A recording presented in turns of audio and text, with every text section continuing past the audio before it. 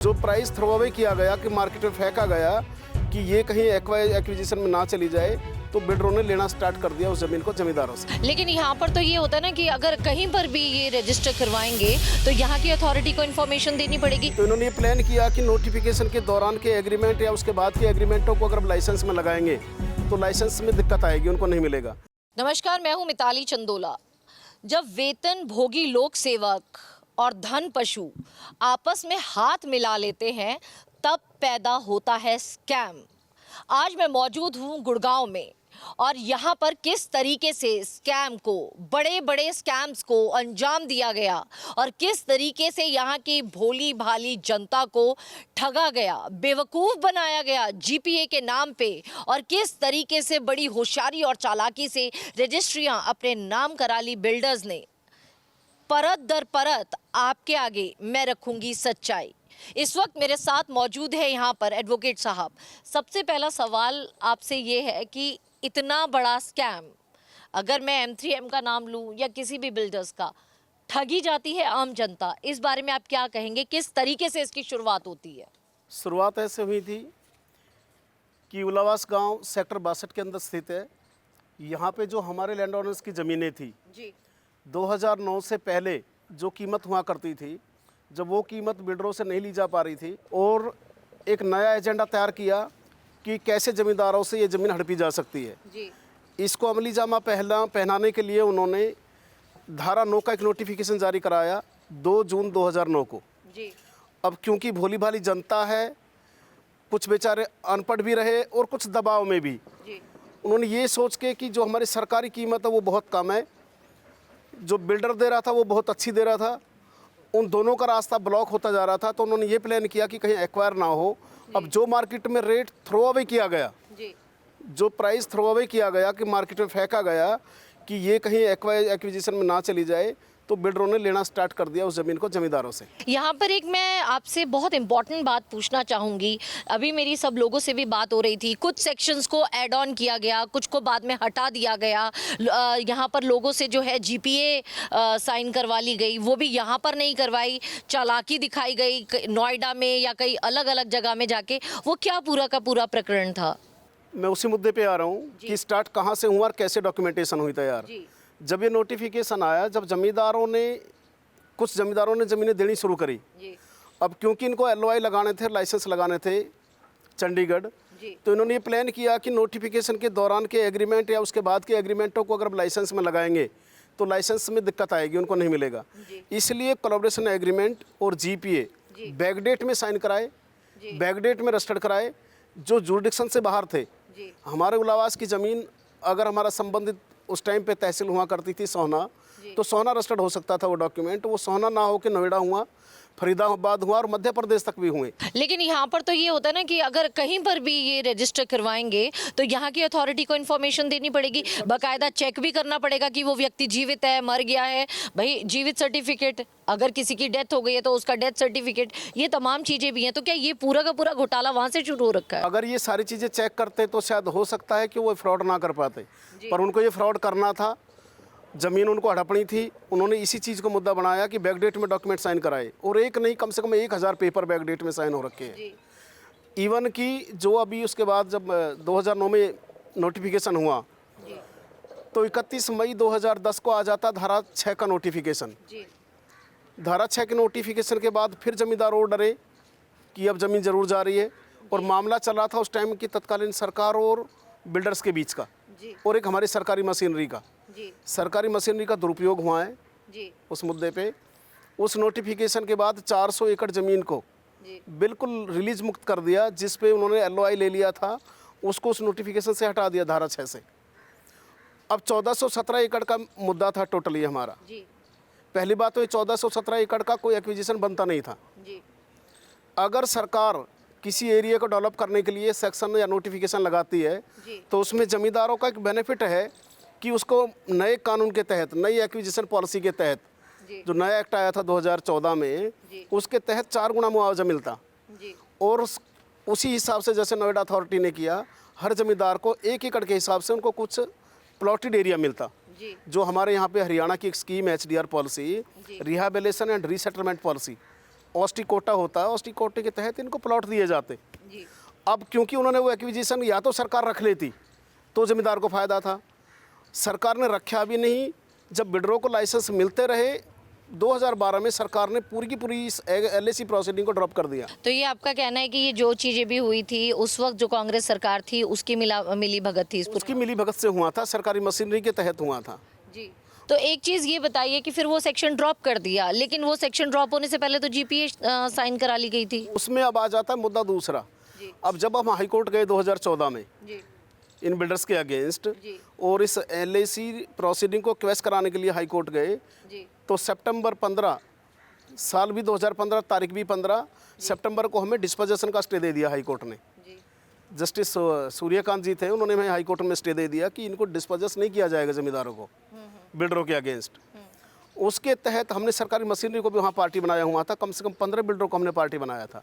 M3M उनको भी उसमें हमने पार्टी बना रखा था। अच्छा मेरे कनेक्टेड गांव है रामगढ़ के लैंड ओनर्स की जो ज़मीन थी वो M3M पे थी। कोर्ट ने हमें स्टे जारी किया इसमें। मतलब ये कहा जा सकता है कि इसने अपनी जो शेल कंपनीज हैं M3M ने उस बहुत सारे प्रोजेक्ट्स करके जो है इस पूरे के पूरे घोटाले को अंजाम दिया जा रहा है, जिसमें आज जो है पूरी जनता परेशान है। लेकिन एक चीज़ और सबसे इम्पॉर्टेंट आ जाती है वकील साहब, मैं M3M के प्रोजेक्ट्स के ऊपर काम कर रही थी, देखी भी कई सारी चीज़ें। तो इन्होंने तो जो हमारे एनवायरमेंटल नॉर्म्स होते हैं, जो पॉलिसीज़ होती है, उसको भी पूरा का पूरा वॉयलेट करा हुआ है। वॉयलेट किया। जितना सेक्टर 62 या सेक्टर 65 में बिल्डिंगें बनी हुई हैं, ये सारी कोई ड्यू परमिशंस के तहत थोड़ी हुई हैं। हाँ जी। इसमें ग्रैप का भी वायलेशन है। अभी जो कॉर्पोरेशन म्यूनिसिपल ने इनके खिलाफ 50 लाख लगभग का जो दावा ठोका है, वो ग्रैप का उल्लंघन है। अच्छा। एनवायरमेंटल को डिस्ट्रॉय करने के लिए कुछ ड्यू परमिशंस होती है। हाँ जी। हर केस के अंदर ड्यू परमिशंस नहीं है। बिल्डिंगों को, पेड़ों को काटा गया, बिल्डिंग बनाई गई। तो जो पेड़ काटे गए तो उस टाइम पे कोई ऑब्जेक्शन, कोई लेटर, कुछ भी? सुनवाई नहीं होती कहीं पे भी, ना पुलिस प्रशासन में सुनवाई होती, ना कहीं सुनवाई नहीं होती। तो क्या कोर्ट पे आपने दस्तक दिया है इस चीज़ का? क्योंकि जितना मैं देख रही हूँ अभी जो मेरे पास ये दस्तावेज हैं, तो नवंबर 2024 की बात है, तो म्यूनिसिपल कॉर्पोरेशन ऑफ मानेसर ने M3M के ऊपर जो है 50 लाख का जुर्माना भी करा है। वो ग्रैप का उल्लंघन था। ग्रैप का उल्लंघन पे जी। तो ऐसा आपको क्या लग रहा है, इन्होंने कहाँ हर जगह हर प्रोजेक्ट में इन्होंने एनवायरमेंटल नॉर्म्स जो हैं, जो कि बहुत इंपॉर्टेंट होता है फॉलो करना, सब जगह वॉयलेट करा हुआ है M3M। मल्टीपल शिकायतें हैं इनके खिलाफ इस चीज़ को लेके। जी। और एक मैं आपसे ये भी जानना चाहूँगी कि ये मतलब जिस तरीके से अपना प्रोजेक्ट बनाते हैं, क्योंकि मैं जनता को चाहती हूँ कि जनता, कई लोगों के इसमें पैसे फंसे हुए हैं और कई लोगों के जिस तरीके से पब्लिसिटी होती है, एडवर्टाइज करते हैं ये लोग, किसानों का तो इन्होंने हाल बेहाल कर दिया है। बेचारे भोले भाले किसानों का इन्होंने बहुत बेवकूफ़ बनाया। लेकिन आम जनता जो बड़े बड़े शहरों में काम कर रही है, लेकिन सपना हर किसी का होता है कि उनका अपना घर हो, अपना आशियाना हो। तो मैं ये जानना चाहती हूँ कि कई लोगों को इन्होंने पोजेशन दे दिया, उसके बाद उनको जो है उनकी अगर EMI कईयों की नहीं गई तो पोजेशन हटा लिया। ये पूरा का पूरा मामला क्या है? इसमें भी यही हुआ है। अभी अक्सर जितने भी इन्होंने रियल एस्टेट के अंदर जो भी प्रोजेक्ट इन्होंने लॉन्च किए, पहली बात तो जो इन्होंने सॉफ्ट लॉन्चिंग करी, सॉफ्ट लॉन्चिंग भी किसी सिद्धांत में या किसी कानून में नहीं आता। अच्छा। सॉफ्ट लॉन्चिंग का क्या होगा कि एक मल्टीपल इन्वेस्टर्स ये रेडी करेंगे, उनसे पैसा वसूलेंगे, उनके तहत वो लाइसेंस लेके आएंगे। सॉफ्ट लॉन्चिंग में एक प्रलोभन दिया जाएगा कि जी आपको कम से कम 2000 रुपये का डिस्काउंट दिया जाएगा पर फ्लैट। आप अभी बुक करो, फिर हमारा लॉन्च होने वाला, फिर इसकी कीमत बढ़ा दी जाएगी।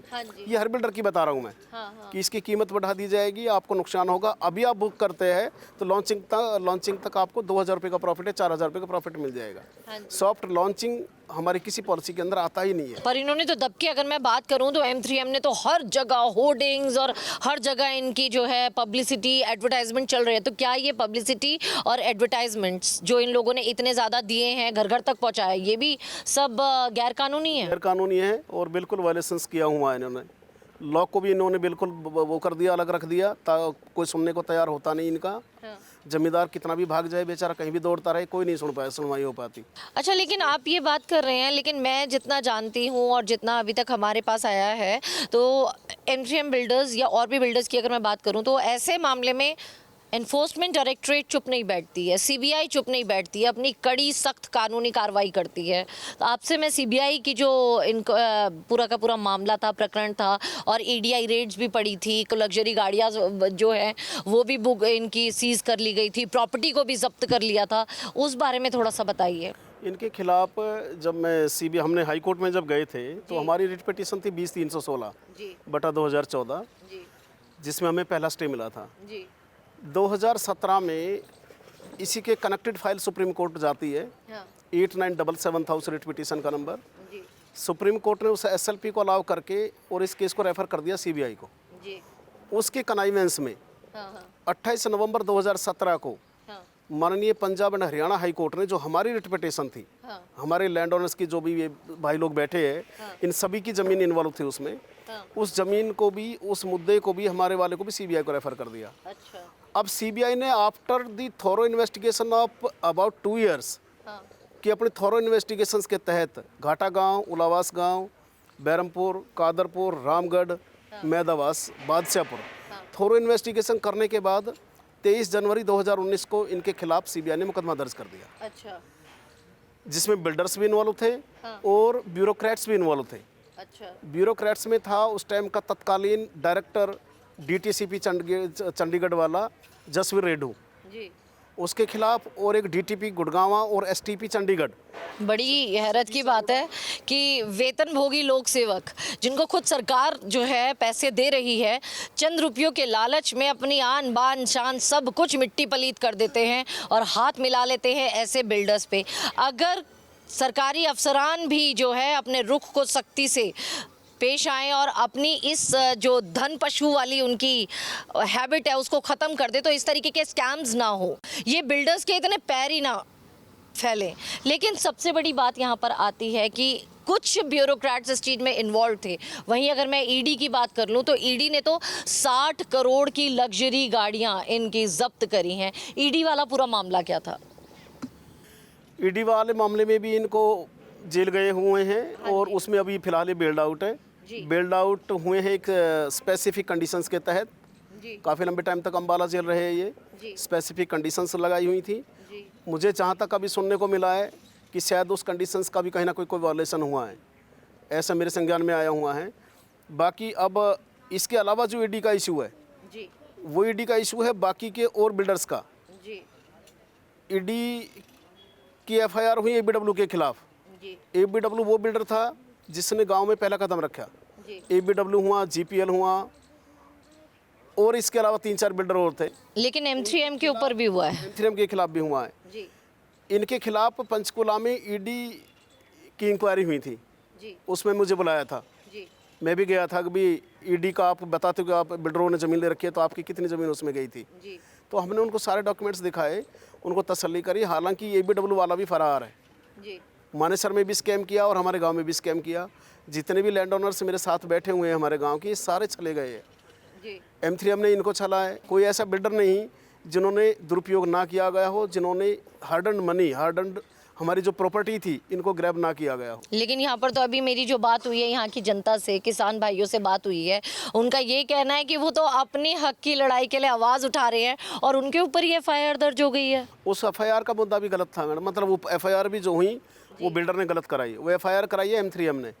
हमारी शमशान घाट की जो ज़मीन है उसके लिए जो हमारा पैसेज है, जो रास्ता जाता है, उसके उस स्मार्ट वर्ल्ड के प्रोजेक्ट को 2 पार्ट में डिवाइड करता है। वो रास्ता उन्होंने क्योंकि कनेक्टिविटी लेनी थी, तो ऊपर से फ्लाईओवर लेके आ रहे थे दोनों प्रोजेक्टों को जोड़ने के लिए।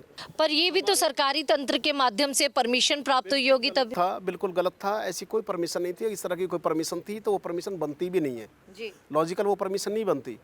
हमारा रास्ता है, हमारे उस पैसेज को कोई इस तरह से आउट नहीं कर सकता कि अपने फ़ायदे के लिए, अपने अनड्यू बेनिफिट के लिए हमारी अपनी पब्लिक को, हमारे लैंड ओनर्स को, और इवन की जो एक ऐसी चीज़ थी अंतिम यात्रा वाली हमारी, उस रास्ते को भी ब्लॉक करेगा। आज वो ऊपर से लेके जा रहा है, कल को नीचे से पाइप डालेगा, धीरे धीरे वहाँ दीवार खड़ी हो जाएगी, कहाँ जाएगा? वो कहता है कि मैं दूसरी जगह ज़मीन दे दूंगा। क्या तरीका है? जो 100 साल से हमारा वो है, वो गलत था क्या हमारा? अपने प्रोजेक्ट के लिए रास्ता वो लेके आए तो दूसरा तरीका अपनाए अपना। तो उसने वो जो काम किया, जब जमींदारों ने, गाँव वालों ने उसका विरोध किया तो उनके खिलाफ भी बहुत उन्होंने बॉडीली हार्म किया लोगों को। उनके खिलाफ नहीं, क्या मतलब आपने अभी मुझे वर्ड यूज़ करा बॉडीली हार्म, किस तरीके से बॉडीली हार्म करा? सर होते हैं, उनके कर्मचारी होते हैं। जमींदार हमारा 50 है, उनके आदमी 500 होते हैं वहाँ पे। तो उधर से एक तो ये मामला, दूसरा फिर वो उठा के पुलिस वालों को ले आते हैं। तो ये बॉडीली हार्म इन लोगों ने करा, M3 वालों ने, इनके बाउंसर्स वगैरह वहाँ पर मौजूद थे, तो क्या इस पे आप लोगों ने कोई शासन प्रशासन को एक्शन लिया था? सुनवाई नहीं हुई। उन्होंने एक्शन लिया, उसकी सुनवाई हुई। हमारे गांव के लोगों के खिलाफ मुकदमे दर्ज हुए। गुड़गांव की कोर्ट में फ़िलहाल बेचारे कुछ बेल्ड आउट और कुछ अभी जमानत होनी है, उनके खिलाफ ट्रायल फेस कर रहे हैं अभी वो। अच्छा, तो क्या आगे आप इस पूरे मामले को, क्योंकि ये बहुत बड़ी बात है, फाइनेंशियल फ्रॉड्स, अगर मैं ईडी के दस्तावेज देखूं, सीबीआई के दस्तावेज देखूं, तो ठीक ठाक फाइनेंशियल फ्रॉड्स का पूरा मामला इनके ऊपर बनता है, उस पर कार्रवाई भी हो रही है और बेल आउट भी है। लेकिन ऐसे में भोली भाली जनता को, किसानों को बाउंसर्स के द्वारा धमकाना, हाथापाई करना बहुत गलत है। तो क्या इस चीज़ के लिए अब, क्योंकि आपने देखा कि स्थानीय पुलिस ने अगर इस पर काम नहीं करा, बात नहीं करी, तो क्या कोर्ट के दरवाजे पे दस्तक देंगे आप? बिल्कुल देंगे। अगर इनके इसमें एक्शन नहीं लिया गया तो 156(3) में क्रिमिनल ट्रायल फेस कराएंगे, इनको इस्तगासा फाइल करेंगे इनके खिलाफ। अभी नया सेक्शन 175(3) BNS हो गया, उसके खिलाफ, बिल्डर के खिलाफ एक्शन लेंगे अब। तो ये तो बहुत मैंडेटरी है। सबसे बड़ी बात यह है कि हमने कई बार देखा है कि कई बिल्डर्स इसी तरीके के घोटाले करते हैं और हिंदुस्तान से बाहर चले जाते हैं, और फिर केंद्र सरकार को बड़ी मशक्कत करनी पड़ती है उनको हिंदुस्तान वापस लाने के लिए। CBEDI रेड कॉर्नर नोटिस जारी करती है, उनको हिंदुस्तान लेकर आया जाता है और फिर वो लोग हिंदुस्तान में वो ट्रायल फेस करते हैं। केंद्र सरकार के द्वारा इस तरीके के काम होते हैं। लेकिन सबसे बड़ी बात यह है कि अगर धरातल की हकीकत को सुधार दिया जाए, यहाँ पर जो हमारे वेतनभोगी लोक सेवक हैं वो हेरा फेरी ना करे, घूसखोरी ना करे, मुस्तैदी से अपना काम करें, तो ऐसी नौबत ही ना आए। लेकिन अभी अगर मैं बात करूं पूरे पब्लिक ग्रीवेंस की, तो अभी लोगों के अंदर क्या रोष दिखता है, क्योंकि देखिए एक सेट स्टैंडर्ड प्रोसीजर है, कानून अपने तरीके से चलता है। कई बार लोग कह देते हैं कि justice delayed is justice denied, लेकिन अगर पुलिस ही कार्रवाई नहीं करेगी, प्रशासन ही नहीं करेगी, तो फिर आगे जुडिशरी किस तरीके से अपना वर्डिक्ट देगी, फैसला देगी। अब आप ये कह रहे हो कि आम जनता की तो कोई सुन ही नहीं रहा है। नहीं सुनता जी। एक मेरे हाथ में FIR है, ये हमारे ही गांव के भोले भाले लोगों के खिलाफ हुई जी जब ये CBI इंक्वायरी ऑलरेडी होल्ड हो रखी थी जी और सारा प्रकरण चल रहा था, तो ये बिल्डर पुलिस प्रशासन का सहारा लेके हमारे गांव के लोगों को खदेड़ दिया, ज़बरदस्ती उनकी ज़मीन पे कब्जा ले लिया। उन्होंने अपनी ज़मीन बचाने के लिए कोशिश करी तो उनके खिलाफ FIR करा दी बिल्डर ने। जब ये पुलिस के पास FIR कराने के लिए गए तो आज तक कोई भी सिंगल FIR आज तक इनकी नहीं हुई, इनके हक में नहीं हुई बिल्डर के खिलाफ। उनके एक इशारे पे इनके खिलाफ FIR होगी। अपनी ज़मीन ही को तो बचा रहे थे, कौन सा गुनाह था इनका, और वो भी उस ज़मीन को बचा रहे थे जिसमें CBI इंक्वायरी पेंडिंग थी। अभी फैसला तो आया नहीं था उसका, फैसला होने के बाद तो जो होगा जब देखा जाएगा। अभी भी CBI का प्रेजेंट स्टेटस क्या है कि जो पंचकुला में हमारी CBI को वो चल रही थी लिटिगेशन है, उसमें 31 मार्च 2020 को बिल्डर्स के खिलाफ और ब्यूरोक्रेट्स के खिलाफ चार्जशीट पेश होगी। 31 मार्च 2020 को उसमें बिल्डर और ब्यूरोक्रेट्स हाई कोर्ट चले जाते हैं ये कह के कि जी हमें चार्ज पे सुना नहीं गया। हमारे खिलाफ आरोप जो लगे, माननीय CBI अदालत ने जो आरोप लगाए उसमें हमें सुना नहीं गया। अच्छा, CBI ने मतलब उनको बिल्कुल चार्जशीटेड है, चार्जशीट उनके खिलाफ कर दिया आज से करीब 4 साल पहले। उसको मुद्दा बना के हाई कोर्ट गए, हाई कोर्ट ने सिमिलर उसके लिए इनको स्टे दिया कि भी देखेंगे तुम्हारा सुनना बनता था कि नहीं बनता था। अभी उसमें डे टू डे हियरिंग चल रही है, कल भी उस पर सुनवाई है, पिछले 3-4 दिन से लगातार कंटिन्यू चल रही है उस पर सुनवाई अभी। तो अभी क्या डे टू डे हियरिंग्स का चल रहा है? डे हियरिंग्स पे है। अच्छा, एक चीज़ अभी बहुत इंटरेस्टिंग थी जो आपने मुझे बताई थी। आपने मुझे बताया कि M3M वाले जो हैं ये बेल्ड आउट है, बेल पर बाहर हैं, तो अब इनकी अगली तारीख भी आएगी और जब भी न्यायालय से बेल मिलती है तो उसकी टर्म्स एंड कंडीशंस होती हैं, जिसमें ये लगा है कि ये तो मेन ही होता है कि विटनेस के साथ टैंपर नहीं करेगा और मतलब किसी इलीगल एक्टिविटी में इन्वॉल्व नहीं होगा। लेकिन उसके बाद भी देखा जा रहा है तो काफ़ी सारी चीज़ें जो हैं जनता की सामने आ रही हैं, आपके सामने भी आई होंगी। जनता के अपने ग्रीवियंस है, जिस तरीके से बताया कि बाउंसर्स के माध्यम से डराया धमकाया भी जा रहा है, तो क्या आप उनकी बेल कैंसिलेशन के लिए मूव करेंगे या फिर अभी इतना ज़्यादा पब्लिक ग्रीवियंस है, क्या कोई PIL वगैरह फाइल करने की आपकी आगे की योजना है? कंडीशन देखेंगे, अगर उसमें वो कंडीशन कहीं हमारे इसको रिलेट करती है जी, उसमें एक इस तरह की कोई कंडीशन है कि लवास या सेक्टर 62 के किसी जमींदार को नहीं धमकाया जाएगा, या उनकी ज़मीन पर कब्जा नहीं किया जाएगा, या उनकी शमशान घाट के रास्ते को डिस्टर्ब नहीं किया जाएगा, अगर इस तरह की कोई कंडीशन है और इसका अगर वायलेशन होता है तो डेफिनेटली हम बेल कैंसिलेशन लगाएंगे। क्या लेकर आए हो, क्या लेकर जाओगे? फिर भी इस पूरे की पूरी ज़िंदगी में जो हम जीते हैं उसमें घोटाले पे घोटाला, घोटाले पे घोटाला, और आम जनता त्रस्त हो जाती है। ये उस मेरी जनता के लिए जो ये शो देख रही है, अगर आप थोड़े से सचेत हो जाएं, सतर्क हो जाएं और बिल्डरों के लुभावने ऑफर्स के ट्रैप में ना आएं, तो आप खुद को बचा सकते हैं। गुड़गांव से मिताली चंदोला, भारत एक्सप्रेस।